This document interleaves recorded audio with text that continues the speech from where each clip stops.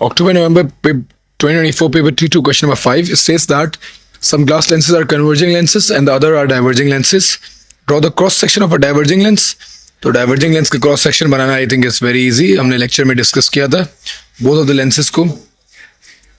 सबसे पहले तो एक स्ट्रेट लाइन बनाएंगे.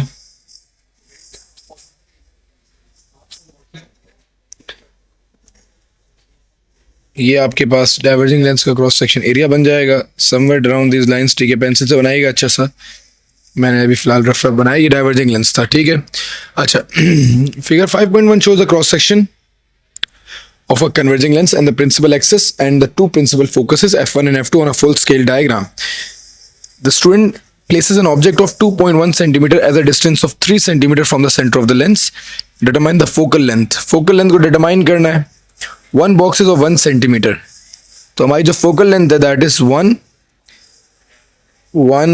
and 1.2468 1.8 centimeters. So focal length is 1.8 centimeters.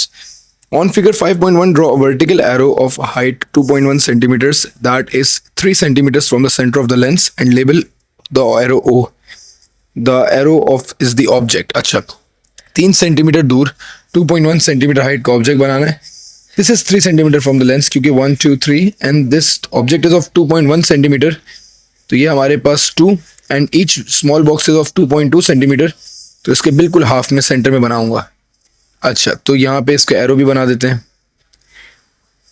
ये हमारे पास ऑब्जेक्ट आ जाएगा. अच्छा, on figure 5.1 draw 2 rays from the tip of the object to find the tip of the image.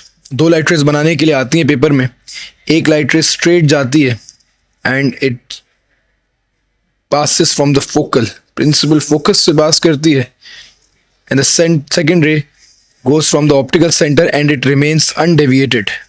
ठीक है, जहाँ पे ये light rays meet करेंगी that is going to be the point of image जो कि around exactly 3 सेंटीमीटर के आसपास आ रहा है. ठीक है जी. तो अगले पार्ट में बोल रहा है determine the linear magnification. Height of image divided by height of object. linear magnification थी. Height of image is 3 centimeters. Height of object is 2.1 centimeters. I do not carry a calculator right now. आप 3 divided by 2.1 कर देंगे, you would get the linear magnification. Greater than 1 आएगी since it's an enlarged image. Moving on. Explain whether the image of the object is real or virtual. So it is classified as a real image since light rays are meeting.